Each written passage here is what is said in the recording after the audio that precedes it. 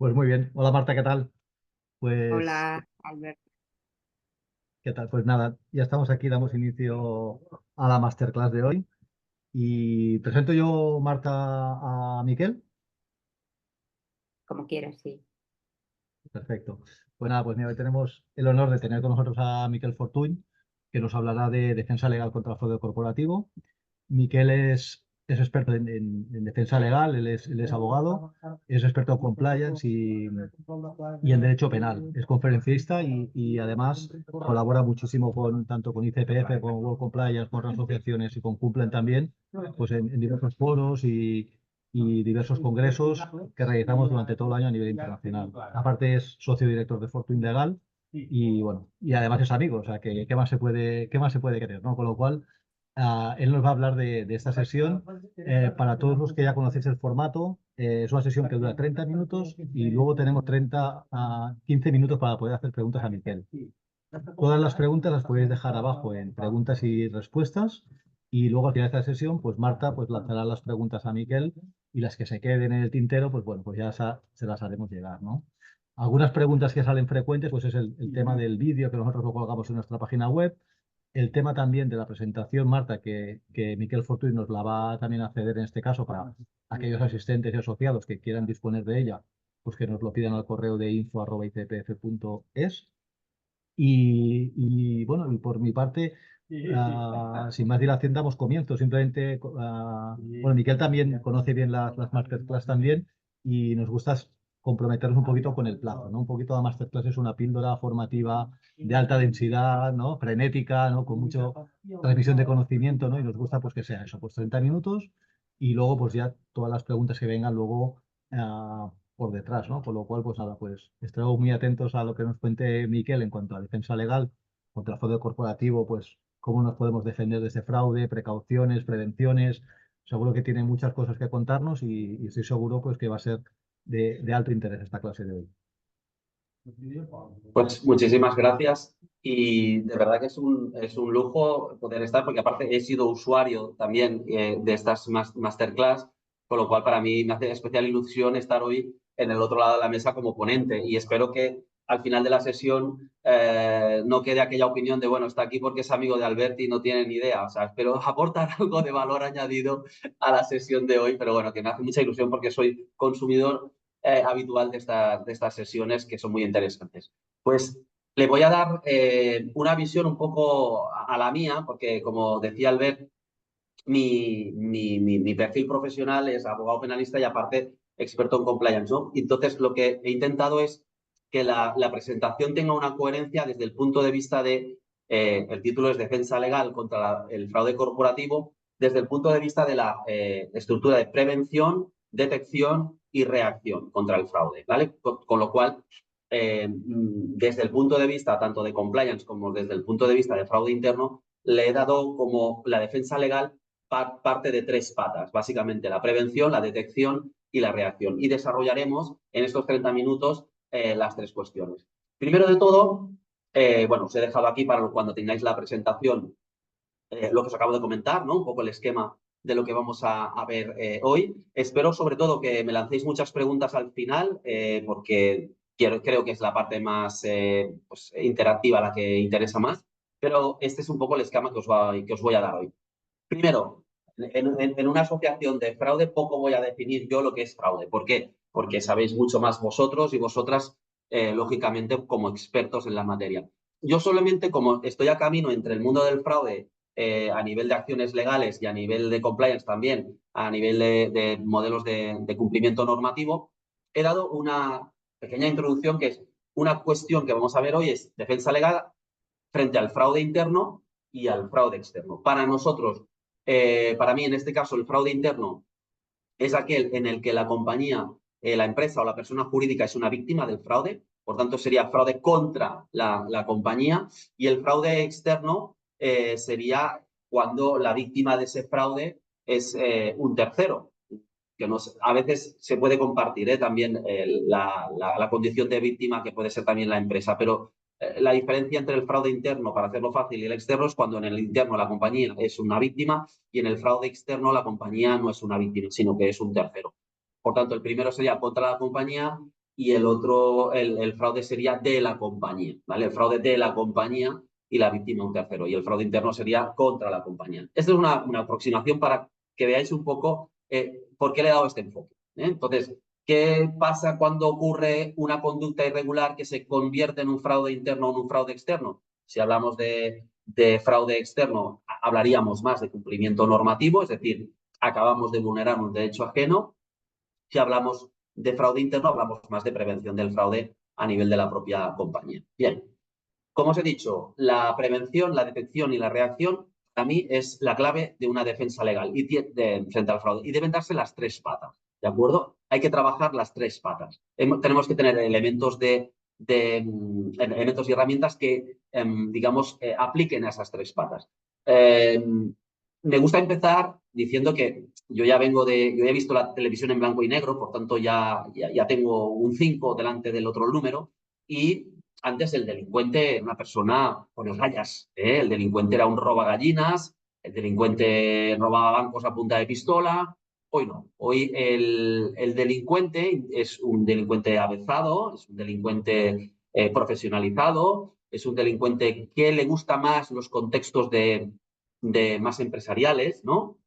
Por eso los estados están tan interesados en que las empresas colaboren en la prevención de delitos y adopten, modelos de compliance, pero el entorno empresarial es un ecosistema en el cual es propicio, sería un entorno en el que es propicio a que se den factores criminógenos. ¿Por qué? Primero, porque hay herramientas para cometer los delitos, hay activos, por tanto, no solo herramientas como un ordenador, sino que hay activos para poder disfrutar, ¿no? Al final lo que quiere un delincuente es poder no ser visto, o sea, no ser cogido, no ser descubierto y disfrutar del botín, ¿no? Disfrutar de haber conseguido el resultado y no ser hallado. Por tanto, es una cuestión de yo quiero cometer algo, quiero que no se me vea y quiero disfrutarlo. Por tanto, tienen muchas herramientas una compañía, una organización para que se dé. Luego, es difícil porque a veces dentro de un entorno empresarial no hay controles, hay gaps, hay circunstancias que puedes manipular a tu antojo, que incluso puedes dominar, y por tanto es complejo a veces detectar quién ha sido la persona y hay en muchos casos poco control. Con lo cual, si fuéramos una persona que quisiera delinquir, pues probablemente nos iríamos a una empresa, una persona jurídica, donde esta estructura de prevención, detección y reacción no estuviera muy desarrollada para poder cometer el fraude y no ser hallado. Bien, me voy a centrar en esta presentación, una vez hemos visto esta pequeña introducción, muy pequeña, muy escueta, en la defensa legal desde el punto de vista de los administradores y desde el punto de vista de los directivos. Es decir, qué consecuencias y por qué pueden tener los administradores, los consejos de administración y los directivos en el momento en que se comete fraude interno o fraude externo. Me da igual, fraude, en definitiva, porque la defensa legal ya veréis que en cuanto al rol de los administradores y de los directivos es muy similar, sea fraude interno o sea fraude externo. Primero, los administradores a nivel de ley de sociedades de capital tienen un Doberman, la empresa es un Doberman, ya sabéis, un can, que fue ideado por los alemanes, que es un perro, cuando ahora hay muchas razas, ¿no? Pero era como el perro más peligroso, ¿no? Entonces, la empresa, la persona jurídica, no deja de ser simuladamente un riesgo que puede dañar a terceros, me puede dañar a mí, que soy el dueño, se me puede girar el Doberman y morderme, puede morder a un tercero que está paseando por la acera. Por tanto, hay que tener diligencia. Es decir, cuando sacamos a pasear el perro, lo que hacemos es tener cierto deber de diligencia, ¿no? Cuando vamos a iniciar un proceso, tenemos que tener cierto deber de diligencia porque aquello es un riesgo. Pues los administradores, hablando de las distancias, que hay muchas, y también los directivos, pero ahora me explico, los administradores, tienen por ley un deber de diligencia. Un deber de diligencia que les da un poder, que es un superpoder, que es controlar y dirigir la empresa. Que tienen o sea, si pueden cerrar la empresa, más la podrán controlar. Quien puede lo más, ¿no? Puede lo menos. Por tanto, esta facultad de dirección y control de ese CAN, que es la empresa, la tienen que ejercer con diligencia. ¿Para evitar qué? Lo que os he dicho, riesgo propio, riesgo ajeno. Claro, si yo soy un accionista, a mí que los administradores, el otro día me comentaban un tema, en una empresa familiar sabían que el director general estaba desviando clientela, pero los administradores, aún sabiéndolo, optaron por la inacción, porque era la hija de uno de los consejeros y, por tanto, con todo lo que ha hecho para nosotros, no vamos a iniciar una querella por apropiación indebida, estafa o lo que se nos ocurriera. Quiero decir, si yo soy un accionista de esa empresa, el fraude interno para mí, si el administrador lo sabe y tiene el papel de dirección y control, lo tiene que atajar. Pero igual que el fraude externo. Imaginemos que la víctima no fuera la propia empresa, en este caso desviación de clientela, sino que fuera una tercera empresa, a quien le hemos robado información confidencial, know-how, y la acabamos ingresando en nuestra compañía. Aquí el fraude sería un tercero. Por tanto, a efectos de los administradores y de los directivos, veréis que es lo mismo a nivel de defensa legal, que sea interno o externo. El tema es el deber de diligencia, porque el can me puede morder a mí o puede morder a un transeúnte que pase por la acera. Por tanto, tenemos ese deber de diligencia en la ley de sociedades de capital, que también hay un artículo de la ley de sociedades de capital, que es el 529 ter, que establece que no podemos olvidarnos de supervisar los sistemas internos y de información y de control de las compañías. Sí que es verdad que para las sociedades cotizadas, pero a la práctica se considera que se aplica mutatis mutandi, como decimos abogados, salvando las distancias, también a las sociedades no cotizadas, porque está dentro del deber de diligencia, ¿vale? Por tanto, respuesta, detección y prevención, y el tema del fraude interno y externo es un garante. El administrador, ahora veremos, es un garante. Otra clave, aparte de saber esta posición, el liderazgo, es decir, claves de prevención. Una cuestión adicional es liderar, tanto desde arriba como desde el medio, directivos, con el ejemplo, y no cometer o impulsar o instigar a que otros cometan fraude, evidentemente. Por lo tanto, dentro de la pata de prevención, este liderazgo es fundamental. A nadie se le va a escapar si realmente o desde arriba se da una imagen totalmente contraria a la prevención del fraude, ya sea vía fraude interno o externo, pues difícilmente va a calar este mensaje. ¿De acuerdo? Un paso más para cumplir con el tiempo. ¿Qué pasa? Pues si el administrador no cumple con esos deberes de controlar y dirigir a ese CAN, a esa empresa. Pues el principio general es que, como soy garante, como administrador soy garante, quiere decir garante. En el mundo del derecho, garante es que yo garantizo, yo aseguro a propios, internos y externos, que los riesgos están controlados, que las fuentes de riesgo de mi compañía están controladas. Evidentemente, yo como administrador, un consejero como administrador, no tiene la capacidad de control directo. ¿Por qué? Hombre, si es una empresa muy pequeña, que son 4 personas, probablemente sí. Pero en compañías o en personas jurídicas, en organizaciones más grandes, medianas y más grandes, se establece una estructura de delegación de funciones, que ahora lo veremos. Pero en principio, el primer responsable, a priori, primigenio, y el último es el Consejo de Administración, el órgano de gobierno. ¿Por qué? Porque son los propietarios de ese riesgo organizativo, de que el perro no muerda ni para adentro ni para afuera. Ahora bien, evidentemente, no van a ser ellos quienes van a sacar a pasear el perro, sino que van a ser otras personas en quien han delegado esa función de vigilancia y de control del CAN. ¿Qué ocurre? Que un incumplimiento culpable de ese deber de garante, de organizar la actividad de la compañía teniendo en cuenta esos riesgos de mordedura o de fraude interno o externo, esa organización, ¿de qué responde el administrador? De esa correcta organización. A los que os gusta el mundo del compliance, ¿recordáis cuando las sentencias del Tribunal Supremo nos hablan de un defecto de organización que ha contribuido a que ese fraude se cometa? En este caso, fraude externo. Es esto. Es decir, cuando yo llevo a consejeros y consejeras en los tribunales, primera pregunta es entender dónde ha pasado, por ejemplo, un accidente laboral, un invento, o un fraude interno o una falsedad en documento, y entender cómo han organizado internamente la gestión y el control para ver si realmente es eficaz o es diligente, y no explicaría o sea, no hay un defecto de organización que, por tanto, haya contribuido a que ese delito se haya podido cometer. ¿Lo veis? Es decir, yo de lo que respondo es de organizar los activos, con los recursos que tengo, la organización, para que no sea o sea menos posible cometer ese tipo de irregularidades, sean internas o externas. Por tanto, ahí es donde está la responsabilidad. Otro tipo de responsabilidad del administrador es cuando comete el delito directamente. Estoy hablando de posición de garante, ¿vale? Otra cuestión es, oye, acabo de abrir una cuenta en un paraíso fiscal o un paraíso opaco o blanqueo de capitales, hemos abierto una cuenta, la he firmado yo, todo el dinero de las cajas B, hacemos un circuito, lo ponemos en ese paraíso fiscal y aquí paz y después gloria. Eso es otra cosa, eso ya no es ser garante, esto es que eres un delincuente. Yo hablo de responder por fraude administradores y directivos por una mala gestión organizativa que contribuye, favorece a que ese fraude se haya podido cometer. Repito, no hablo de, porque no es objeto de la sesión, cuando el administrador, consejero, consejera comete el fraude en primera persona. Bien. Además, pueden arrastrar.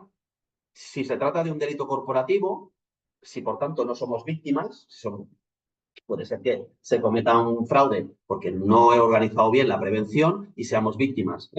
Por ejemplo, no he instaurado una política de homologación o de selección de proveedores y al final pues hemos acabado pagando más caro porque lo hemos contratado con una empresa que es vinculada al director de compras y hemos acabado pagando más caro ese producto, aunque no sea corrupción, simplemente porque lo estamos comprando a una empresa vinculada a quien tiene que tomar la decisión. Ahí estamos siendo una víctima, pero quizá no hemos puesto los mecanismos internos como administradores para que eso no ocurriera.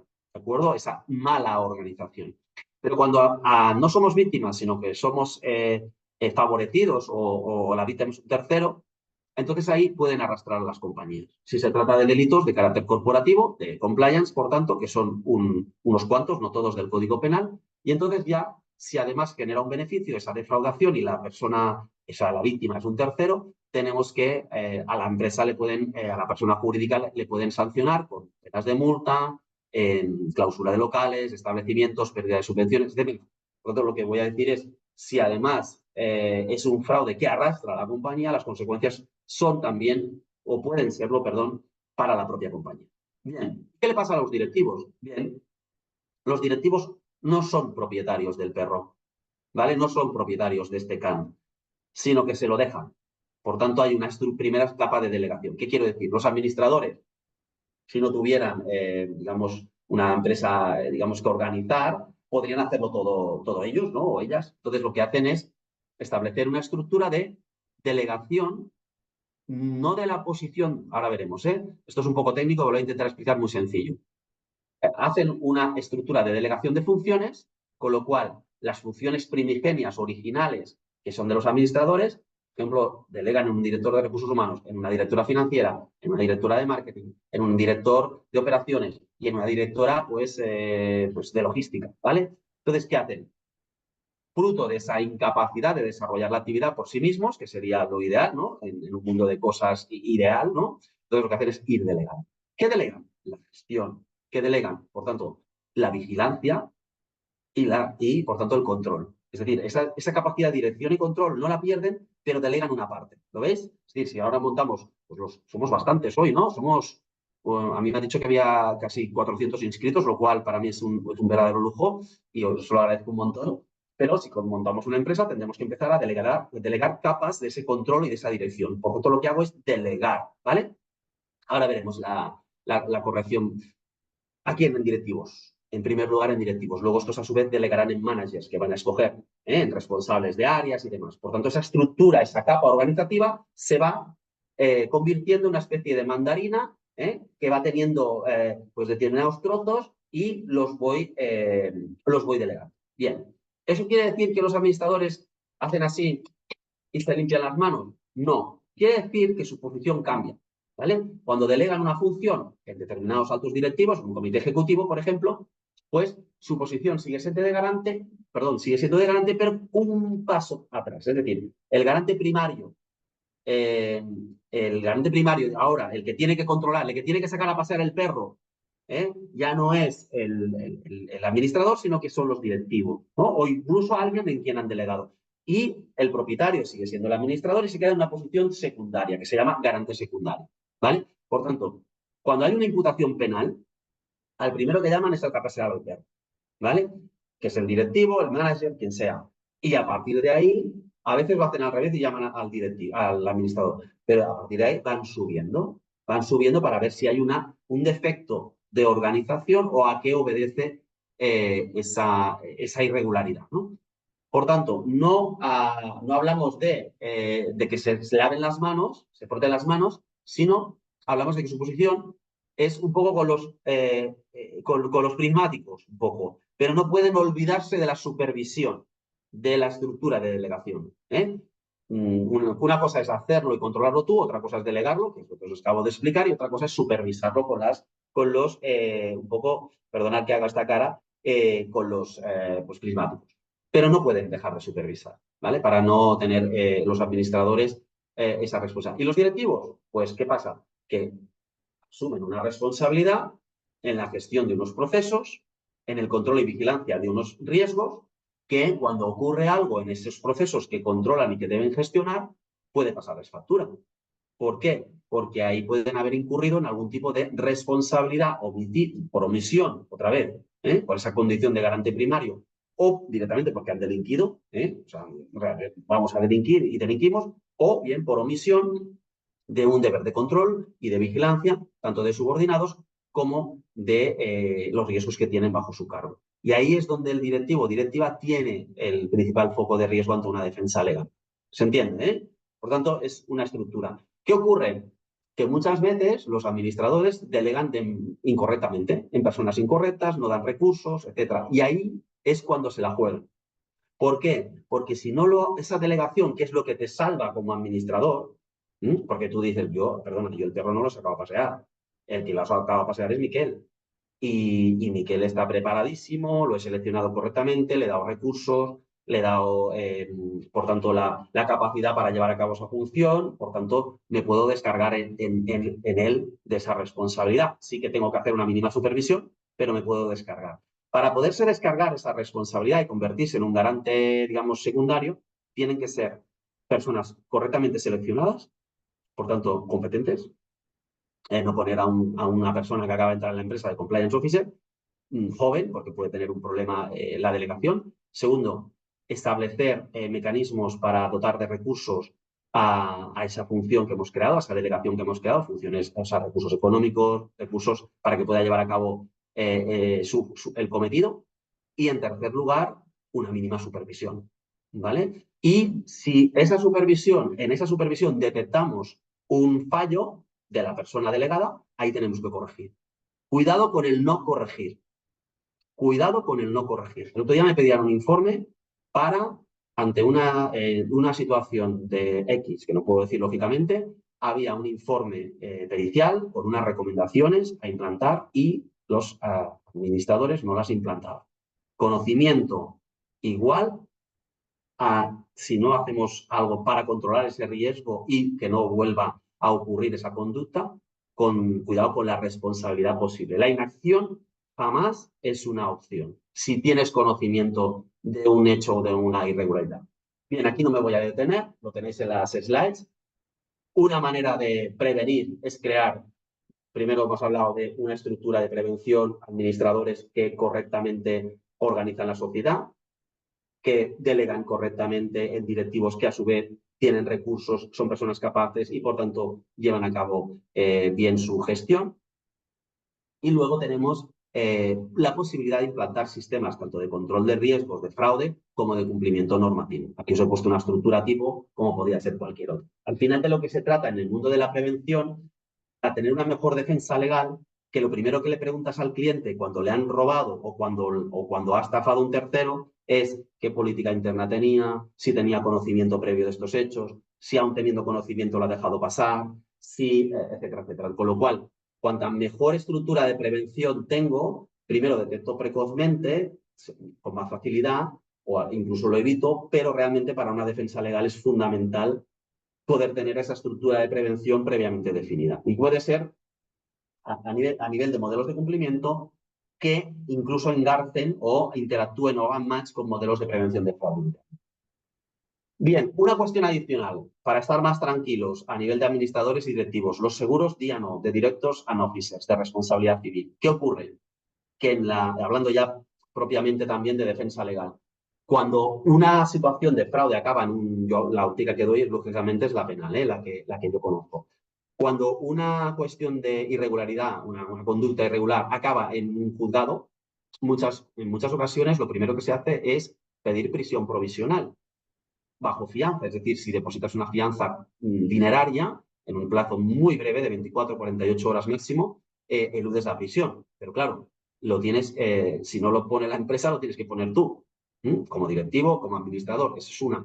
Y luego la otra es las fianzas económicas, digan propiamente dichas, para responder de los daños y perjuicios. Por tanto, hay dos fianzas, la legal para evitar la prisión y la fianza económica, que es un embargo que si no pagas la responsabilidad civil que te van a pedir, es decir, en un juicio penal hay un momento donde te piden una responsabilidad civil, te acusan y te piden una responsabilidad civil. Pues bien, si no pones un aval o consignas la cantidad para responder, te embargan bienes. Por lo tanto, imaginaros si la importancia de tener una responsabilidad, un seguro de algún tipo, de día no, de tipo de administradores y directivos, para cubrir ya no solo las responsabilidades civiles, sino esas fianzas que llegan muy antes y te pueden arruinar la vida. Para mí es muy importante, dentro de la prevención de una defensa legal, ya seas un directivo, seas un oficial de cumplimiento, seas un auditor interno, tener esa capacidad de poder estar debidamente cubierto para poder dormir tranquilo o tranquila y poder tener este tema zanjado, independientemente del resultado del juicio, que muy probablemente va a tardar como mínimo 5 años. En derecho penal económico, las instrucciones son muy largas. Bien, aquí lo engarzo con detección. Figuras de detección más allá de la auditoría, más allá de una auditoría o de un control de riesgos de fraude interno. Bueno, pues ahora mismo tenemos una gran oportunidad, que es la Ley 2/23 de canales de denuncia, que seguramente conocéis todos, en España me refiero, que esto es como tener un auditor 24/7, 365 días. ¿Por qué? Porque es un control detectivo en pura regla, aparte disuasorio, porque te obliga, si tienes más de 50 trabajadores, a tener canales de denuncia internos para que te comuniquen y te informen de cualquier fraude que se ha producido en la compañía. Y no distingue de interno o externo, irregularidades administrativas, graves o muy graves, y delitos. Por tanto, ¿se habla de los canales de denuncia como el gran mecanismo de compliance? Hombre, no, sí, pero también de fraude interno. Por tanto, ese control dispara contra el riesgo de fraude interno y externo. Es más, yo recomiendo que esos canales de denuncia se abran a infracciones de normativa interna, ¿vale? Con lo cual, es una manera de detectar a tiempo, en control detectivo, muchos de los fraudes que se producen tanto en vía fraude interno como en vía fraude externo. Los medios para denunciar son plataformas informáticas, no me voy a detener, y pueden ser también, se puede denunciar por escrito o se puede denunciar verbalmente, en cualquiera de las dos modalidades, y eso siempre hay que respetar derechos de presunción de inocencia, derecho al honor, la confidencialidad absoluta del informante y de cualquier persona que esté relacionada con la conducta irregular. No se puede saber quién es. Hay oficinas estatales que van a sancionar el quiebro, es decir, el desvelar los datos, y se garantiza el anonimato, es decir, inclusive, que es lo que se está pasando en las compañías, que se incrementan las denuncias anónimas porque la gente no acaba de estar cómoda denunciando, identificándose. Que sí, que la ley está muy bien, Miquel, que sí, que te lías aquí a hablar 5 minutos sobre la ley, pero al final yo prefiero denunciarlo anónimamente. Bien. Sí, la ley nos obliga. En mi idea de hoy, es un control detectivo que nos sirve tanto para los que van para arriba a la montaña como los que van para abajo a la playa. Ilícitos penales, dice la normativa, irregularidades administrativas graves o muy graves, y lo podemos ampliar incluso a otros tipos de fraude interno. Pensemos que el cumplimiento de la normativa interna pues puede ser un buen mecanismo de detección para el fraude interno. Fijaros una cuestión, por favor. Esto es la fuente, es la Oficina Antifraude de Cataluña, que es de momento, de las pocas que están creadas para controlar esta ley y para sancionar los que no la cumplan. Fijaros, esta ley obliga a empresas del sector privado, obliga a todo el sector público, pero el sector privado cuando tienes más de 50 trabajadores. Fijaos el dato. Es una fuente pública, más de 8.337, o sea, no, 8.337 empresas tienen la obligación de tener el canal. Pues solo lo han comunicado 1.368 en el sector privado. O sea, imaginaos la oportunidad que se está perdiendo en muchos casos de implantar estos canales y luego el riesgo de sanción. Pero es que del sector público solo 146 entidades, que queda mucho por hacer. Por eso os lo he puesto como control detectivo. Bien, Más cuestiones. Esta ley nos obliga a investigar. ¿Investigar qué? El fraude, o sea, el incumplimiento, en este caso, de la legalidad. Por tanto, tenemos que garantizar que seamos independientes, que tengamos objetividad, que tengamos la competencia para investigar, básico y fundamental. Estamos viendo cada patinada en investigaciones internas ahora mismo impresionantes. La gente se cree que esto es como una serie de Netflix y no es así. Hay que saber investigar, hay que saber entrevistar, hay que saber acopiar prueba, hay que saber guardarla, hay que saber guardarla de todo tipo de accesos inconsentidos, etc. Por tanto, estos son los principios básicos de independencia del investigador. No puede tener conflictos de interés, que establece esta ley, confidencialidad, no podemos a la cafetera ir diciendo que estamos investigando y a quién, competencias para investigar y profesionalidad, la objetividad, que no tiene que ver con la independencia son el estar libre de presiones, y la objetividad y la imparcialidad y conflictos de interés, y la objetividad y la imparcialidad también atañe a los conflictos de interés, no está relacionado con esa infracción, directa o indirectamente, ¿vale? Y luego la licitud de las pruebas. Bien, para ir acabando, ¿a qué nos enfrentamos en una irregularidad? Medidas disciplinarias laborales, sanciones laborales, pero también vamos a ver las acciones penales, que son las que más interesan para la sesión de hoy. Bien, fijaros una cosa, a mejor prevención y mejor detección, mejor defensa legal. Esto es como ir al abogado a reclamar por un contrato de alquiler que no lo tienes ni escrito. O sea, el abogado te va a decir, yo milagros a Lourdes, ¿vale? Con lo cual, el ciclo de defensa legal del fraude no puede ser de otra manera si es eficaz para una empresa, si no tiene una capa de prevención, una capa de detección, y ahí tenemos la mejor estrategia legal. ¿De acuerdo? Bien. ¿Debo denunciar? Ahora lo veremos. Voy a seguir de momento. Luego lo bajo y voy acabando, porque si no me voy a pasar del tiempo. ¿Qué podemos hacer? Primero, la empresa, la persona jurídica puede, si es víctima, puede actuar como acusación particular en un proceso penal. Es decir, me han cogido stock del almacén, me han hecho un paralelo y me han robado. Bueno, pues yo puedo ser víctima en este caso, o también puedo ser perjudicada, pero puedo actuar como acusación particular. Puedo ejercer una querella o una denuncia y que se persiga a las personas que han cometido los hechos. Pero claro, esa querella voy a tener que demostrar los hechos, voy a tener que aportar pruebas, ya entramos en la prevención, ya estamos en la detección, ¿lo veis? Por tanto, mi mejor defensa legal depende de mi mejor salud, digamos, previa, ¿no? A nivel de prevención y detección. Puedo actuar solo como, en lugar de ejercitar una acción penal, puedo ejercitar una acción civil, si soy víctima. Entonces, aquí podemos ir por la vía civil, aunque también podemos ir por la vía penal y solo no comparecer como acusación particular, sino pedir que sea el fiscal el que acuse y nosotros aportar los presupuestos, las facturas, lo que acredite el perjuicio civil. Podemos, por tanto, ser acusación particular o que acuse el fiscal y quedarnos con la acción civil. También hay una opción que es en pocos países como España la tienen, que es la acusación popular. Esto genera muchos debates jurídicos, unos la quieren echar, la quieren eliminar, otros no. Pero bueno, se trata de que cuando no eres ni víctima ni perjudicada, si no sería esa acusación particular, es como una acción pública, casi como cuando hay un interés legítimo, en que aunque no has sido víctima del delito y no has sido perjudicada, ¿tú qué pintas aquí? ¿No? Te dirían, oye, ¿usted qué pinta aquí? Pues no sé, organización no gubernamental o fundación vinculada a un partido político cuando usted no ha sido víctima del delito. Bueno, pues que la ley de enjuiciamiento criminal prevé que cuando hay un interés legítimo, determinadas personas jurídicas pueden actuar como acusación popular. También podría darse el caso. Muy difícil, pero lo pongo por si acaso. Luego también al revés. Ahora ya no somos víctimas de un fraude, somos fraude externo. Aquí tenemos la posibilidad de ser investigados como persona jurídica cuando se trata de un delito corporativo, y cuando no se trata de un delito corporativo, los investigados van a ser los administradores y los directivos y las personas empleadas que hayan cometido esa irregularidad. Pero aquí ya hablamos de fraude externo, investigados.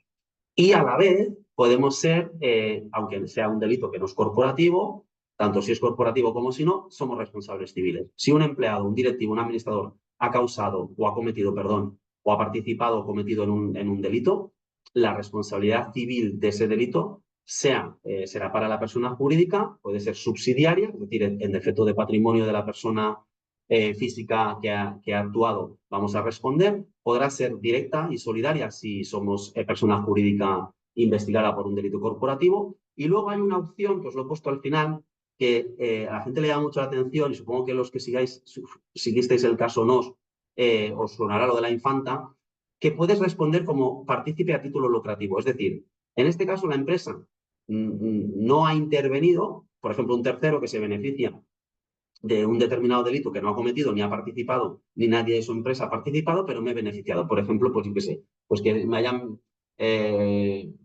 hayan dado unos intereses indirectamente derivados de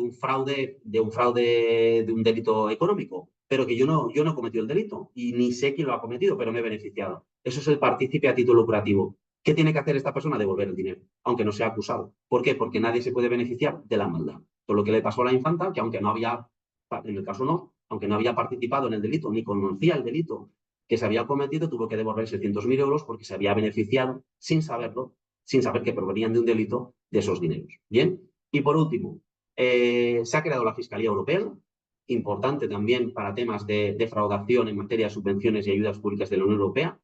¿Por qué se ha creado esta fiscalía? Pues porque tienen que investigar estos fraudes y no se fían de los estados. Básicamente quieren investigar por sus propios fiscales. Esto es de yo voy a crear una serie de dinero a nivel europeo para salir del COVID y ese dinero, si alguien comete fraude, me lo voy a controlar yo con mis propios fiscales. Y luego, para acabar, cuando una persona jurídica es imputada, tiene derecho a tener un abogado y un procurador, si no lo nombras en norma de oficio, tiene derecho a tener un representante especialmente designado, esto cuando es un delito corporativo, y tiene, por tanto, derecho a defenderse. Básicamente, este es el caso, a participar en la instrucción y tal, siempre que sea, digo, la víctima, o sea, el fraude externo y la persona jurídica sea imputada por un delito corporativo. Si no es delito corporativo, sepáis que entonces la compañía va a ser responsable civil, no responsable penal. Las compañías solo pueden ser responsables penales de delitos que específicamente el Código Penal dictamina, ¿vale?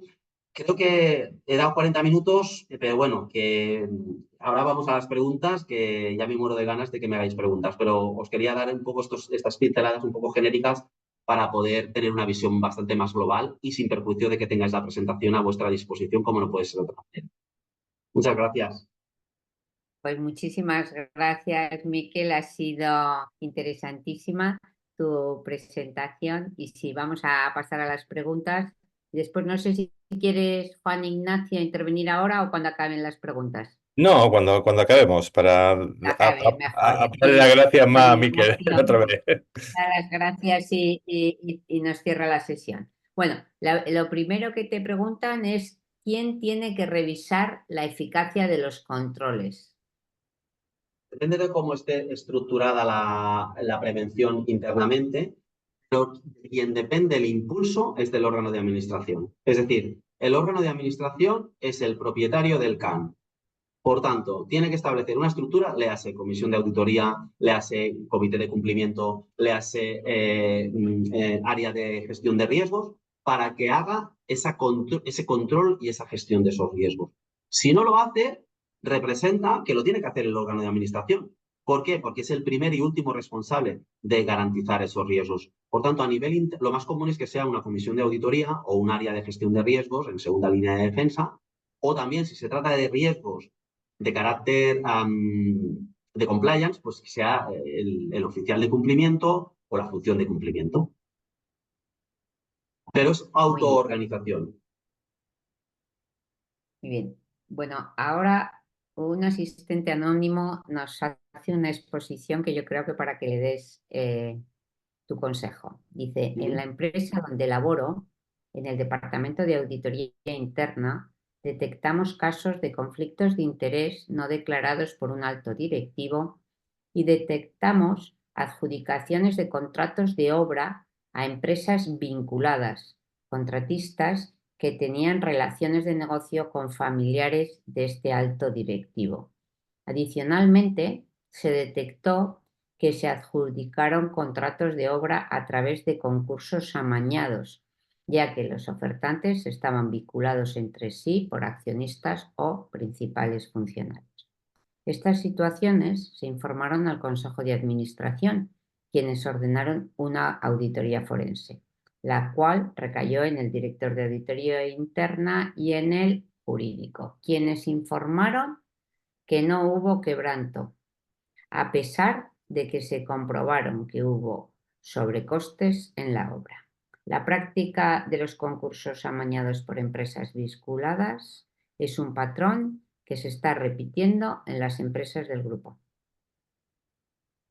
Claro, aquí tendríamos que saber el caso concreto, pero por lo que dice el oyente, sí que es verdad que hay dos planos, ¿no? La política de conflicto de interés, que es un incumplimiento de una normativa en sí misma, ¿no? Por tanto, de momento, una persona cuando adjudica contratos a una empresa vinculada ha incumplido una política interna de conflicto de interés, pero lo que lo eleva a fraude es cuando el precio no es de mercado, cuando hay sobrecostes, y esa elevación de ese punto, ¿no? Ya es cuando hablamos de fraude. Hablamos de más allá de una irregularidad, que podría ser amonestable, ¿no? Oiga, usted, por favor, declare sus conflictos de interés, sea transparente, tenga accountability, nos rinda cuentas, nos diga que es una empresa vinculada, e incluso igual lo admitimos, porque al final igual nos sale más a cuenta trabajar con alguien vinculado porque el precio es mejor. Cuando entra el fraude, además, entonces hablamos de una óptica penal. Desde una óptica penal o presuntamente penal, se podrían estudiar dos tipos de acciones. Primero, lo estamos pagando más caro. ¿Y por qué? Estamos hablando de un precio de mercado, por tanto, perjuicio para la compañía, por tanto, posible administración desleal de patrimonio, penalmente hablando, o bien no solo estamos siendo, o sea, en este caso no somos perjudicados y el precio no es elevado, pero la pequeña comisión encubre o sea, el pequeño sobrecoste encubriría un pago de un trato de favor, con lo cual ahí hablaríamos de posible corrupción, fraude, por tanto, en este caso también externo. Habría que analizar el asunto, pero probablemente por lo que explica el oyente acabado en que en el fraude en sí mismo, aunque hay un conflicto de interés, parece que no se ha acreditado, no se ha esclarecido la naturaleza de ese fraude. Pensad una cosa, Marta y todos los oyentes, yo estoy llevando muchas investigaciones internas y muchas veces, igual que el crimen es sin resolver, depende cómo se investigue, y depende desde qué foco, y depende de la diligencia, y depende del tiempo, y depende de los recursos, y depende de las ganas, y depende de muchas cosas, muchas cosas. Gracias por la pregunta. Pues sí, la verdad es que si no hay quebranto, como dice el informe de auditoría, se quedaría solo en no haber declarado el conflicto de intereses. Pero bueno, el oyente la verdad dice que se comprobó que hubo sobrecostes en la obra y que los concursos están amañados. Si lo que él afirma es cierto, que debería seguir investigándose, ¿no? Efectivamente, si hay indicios de estas dos cuestiones, entonces o se reabre la investigación o se profundiza o se externaliza a otro ámbito más público, ¿no? Fiscalías, juzgados, canales externos, etcétera. Sí, sí, totalmente de acuerdo. Bueno, otra pregunta que te hacen es, ¿un fraude interno se engloba dentro del riesgo operacional? Para mí sí, para mí sí. También el externo cuando las consecuencias legales no se pueden asegurar por un seguro, ¿de acuerdo? Pero un fraude interno puede afectar a una continuidad de negocio, puede afectar a una operativa de negocio en muchos casos.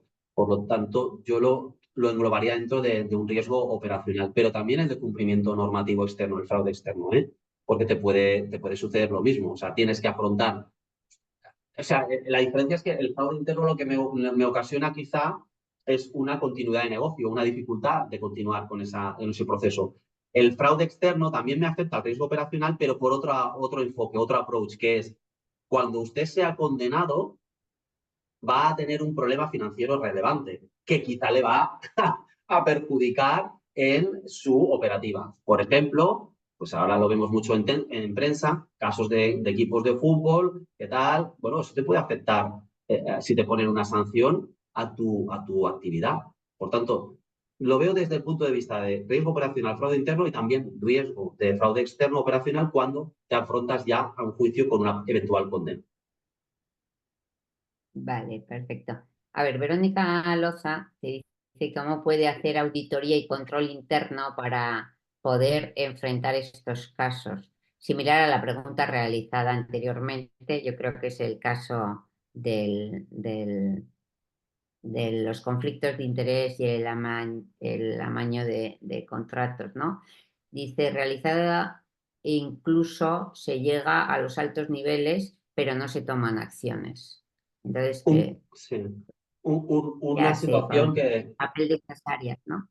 aquí, mira, yo lo que veo es que hay dos, los ríos van río arriba y río abajo, aguas arriba y aguas abajo. Y esto en la vida ya lo entiendes rápido, cambia todo. Entonces, cuando vas aguas arriba, bueno, te encuentras con situaciones donde cuesta quizá esa cultura de reacción, ¿no? Quizá está la de la prevención, quizá está la de la detección, pero ese círculo de buena defensa legal de la reacción, ahí es donde se nota que a veces hay bastantes más reticencias. Otras veces, río hacia abajo, agua hacia abajo, no se es consistente, se sanciona la infracción queda acreditada, la naturaleza y la gravedad también, pero se sanciona aguas abajo a una determinada capa y no se sube aguas arriba. ¿Qué ocurre cuando eso pasa?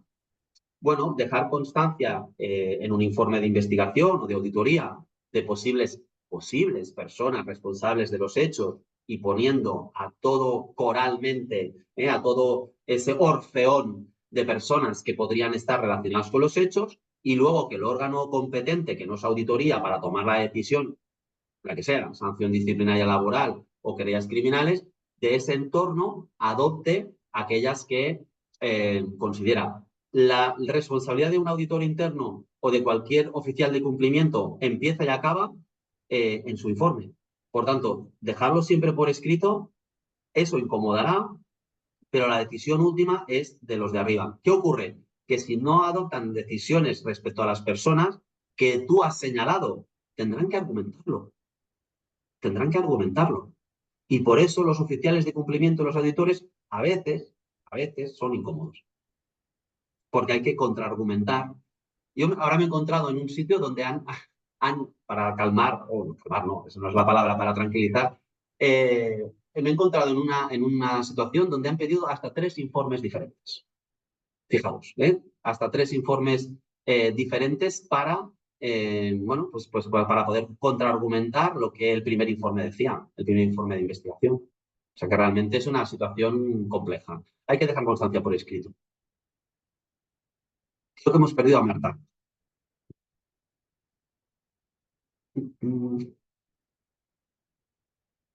Sí, diría que Marta igual le ha fallado el ordenador o cualquier cosa. Aquí estás tú. Estoy en la recámara. Yo, si no, te continúo yo con las preguntas. Esperamos a Genial. un Como quieras, segundito. como tú veas. Vale, bueno, pues mira, seguimos porque las tenemos aquí. Pero yo creo que también las puedes leer tú, ¿no? Eh, eh, un anónimo, ¿no? En el caso de fraude externo e investigación regulatoria, ¿es común que los abogados de defensa de la empresa sean los mismos que los directivos, que los de los directivos o diferentes? ¿Cuál es la mejor práctica? La mejor práctica sería que no fueran los mismos por un tema de conflictos de interés futuros, ¿vale? ¿Qué pasa? Que cuando las cosas se investigan parecen de una manera y luego al investigar acaban igual siendo de otra. Con lo cual, si te lo puedes ahorrar, esa posibilidad de que de futuro pues haya un conflicto de interés, decir, mira, pues al final resulta que de la investigación, resulta que de 3 directivos, 2 estaban metidos en el tema, con lo cual hemos actuado un poco en contra de los intereses o un conflicto. Eso sería la mejor práctica, pero no es la más común.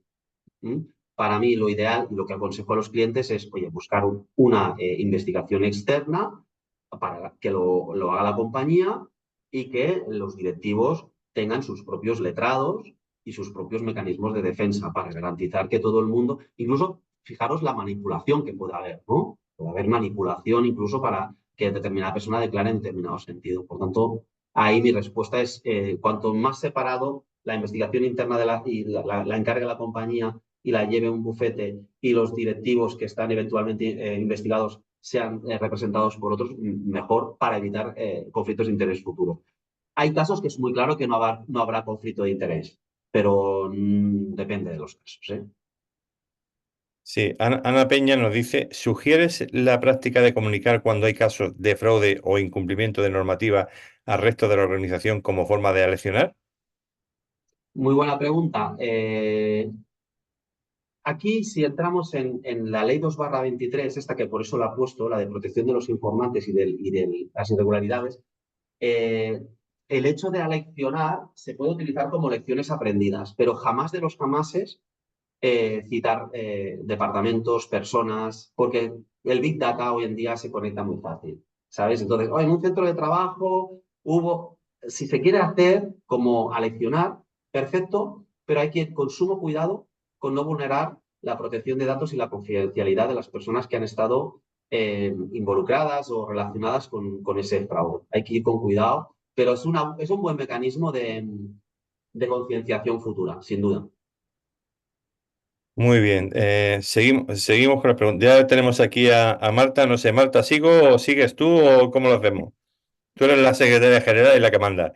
Yo creo que le vamos a formular la última pregunta y yo creo Vale. que estamos en hora y finalizamos. Muchas gracias a Miquel, pero bueno, te traslado la última. Dice, ¿me pueden aclarar cuándo se tiene un proveedor que también vende productos o servicios a mi competencia directa? ¿Mm? Por su naturaleza debemos colocar un proceso de control o con el solo reporte del conflicto basta. A ver, sí, dependerá de la capacidad de compra que tenemos, del volumen de compra que tenemos. Entonces, si vende a un competidor en sí mismo, si no hay fraude, no habría un problema. En principio, tú puedes ser pues, proveedor de muchas empresas, gracias a Dios, la libertad de empresa, ¿no? Siempre que no hagas competencia desleal. Si no hay, poner un control para mí sería cuando hay un indicio de posible conflicto de interés, es decir, que esa tercera empresa de la competencia en el fondo pues estuviera participada por algún miembro de nuestra organización o vinculada a algún miembro del consejo, etcétera, ahí quizá habría un riesgo de conflicto de interés, o de vinculación y ese posible conflicto de interés. Pero por el mero hecho de ser coproveedor, no. Aquí las prácticas que puede haber son si hay un indicador de supuesto fraude, bien por lo que digo, por vinculación o bien por alteración de precios, con manipulación del mercado, cualquier cosa de este tipo. Lo único sería ver la capacidad de compra o el volumen de compra que tenemos también con ese proveedor, porque no justificaría establecer muchos más controles que el de conflicto de interés, homologación de proveedores, selección de proveedores y seguimiento de la calidad de ese proveedor, digamos. Pues muchísimas gracias, Miquel. Ha sido súper interesante tu presentación y todas las preguntas que has podido resolver de todas las dudas que plantean nuestros oyentes, que hoy has tenido muchísimos oyentes, simultáneamente hemos llegado a tener más de 158 conectados a la vez escuchándote, así que todo un éxito, te agradecemos muchísimo tu participación y el resto de oyentes han expresado las gracias por tu excelente ponencia, felicitaciones, así que siéntete también, te trasladamos también las felicitaciones de ellos. Y bueno, nos queda anunciar nuestro próximo congreso y nuestra próxima masterclass. Juan Ignacio. Bueno, si quieres la masterclass y yo cierro con el congreso. Vale. La próxima masterclass no os la podéis perder y esperemos que Miquel también esté con nosotros. Es el 16 de julio y es la entrevista de investigación y la detección de la mentira. Vamos a ver si aprendemos un poco de cómo hacemos esa entrevista a los colaboradores, los sospechosos y alguna vez hasta el propio delincuente, ¿no? Y bueno, ¿cómo podemos saber cuando alguien nos está diciendo la verdad y cuando nos miente? Porque evidentemente todos los que han participado en fraudes intentarán engañarnos. Un tema también muy interesante que os Animo a todos a que participéis con nosotros y bueno, el 16 de julio. Y ahora nuestro presidente os va a dar la noticia más importante. Bueno, primero, ya que tenemos a Miquel, la verdad es que muchísimas gracias, Miquel, más de 150 personas y que luego además yo creo que esta es una de las labores que hacemos en la asociación ICPF, dejar esa grabación y muchísima gente después también lo ve, no en directo, sino que lo ve en diferido y aquí nuestra secretaria general Marta Villén pues da también las certificaciones y la presentación porque el objetivo de la asociación ICPF es bueno, pues formar con el objetivo de que la gente sea consciente y luchar contra esta lacra que es la corrupción y el fraude, ¿no? Y bueno, pues a las personas que quedan, agradecer su asistencia y decir que el día, porque tenemos el congreso ahora en septiembre, pero vamos a trasladarlo, tenemos un congreso el día 7 y 8 de noviembre en presencial y en virtual. Lo vamos a hacer en Colombia, en Bogotá. Sabéis que hacemos itinerante, ya llevamos muchos años con el de Costa Rica y este año vamos a salirnos también de Centroamérica, Costa Rica, y vamos a ir a Bogotá, ¿no? A Colombia. Os vamos a mandar también, porque nos consta que hay muchas personas que son proveedores de servicios, magnífico, ¿no? Porque muchas empresas, todos necesitamos de proveedores de servicios y no se pueden hacer las cosas uno solo. Os vamos a mandar también difundir, pues si queréis ser patrocinadores de este evento y bueno, con las distintas categorías, porque también estará a participar en el evento en la forma de presencial o en streaming. Por tanto, bueno, pues en nuestra labor continúa con estas masterclass, con nuestros congresos, con nuestra difusión, con nuestra certificación internacional de experto antifraude, que cada vez más pues va teniendo más relevancia, porque no basta con parecerlo y ser buenos investigadores, sino que hay que evidenciarlo, como nos estaba diciendo Miquel, cuando va uno a los juzgados, va uno en tercero, tienes que poner evidencias, ¿no? Y nuestra certificación pues es una evidencia de que uno conoce los principios básicos para ser un profesional en las investigaciones de estos fraudes. Y sin más, pues nada, agradecer desde luego a Miquel, que siempre participa. Quizás esa visión transversal, ¿no? Sabéis que muchas veces, pues oye, hablamos de legislación europea, porque ahora se ha convertido la legislación europea pues, en un motor, tenemos muchas referencias también americanas, y bueno, pues son referencias que sabemos que, oye, que a lo mejor no aplican 100% a los países, hay países específicos, pero a medio o largo plazo, pues esto es como una mancha de aceite y se van a sentir, es una buena práctica, por tanto, pues cuando las barbas de tu vecino veas esperar por las tuyas a remojar, ¿no? Decimos un dicho en España, y son buenas prácticas y Miquel además es uno de los líderes bueno, pues en estas prácticas bueno, muchos sitios, pero en España más, ¿no? Y bueno, el que haya compartido con nosotros pues, su día a día como profesional que es, pues se lo agradecemos muchísimo. Y nada, muchas gracias a todos, no me quiero enrollar más y os esperamos la próxima Masterclass, nuestro congreso, nuestra actividad y contamos con todos vosotros. Esto no es cosa de una persona, sino de todo el colectivo. Por eso nos llamo Asociación Internacional para la Cooperación en la Prevención de Fraude. Solo no podemos hacer nada y queremos llegar lejos con todos vosotros. Así que gracias. Muchas gracias y enhorabuena por la labor que lleváis a cabo. Un abrazo muy fuerte, ha sido un placer y me voy súper contento. O sea que muchas gracias. Pues Hasta muchas la gracias. próxima. Chao. Gracias. Hasta la Hasta próxima. luego. Adiós. Adiós.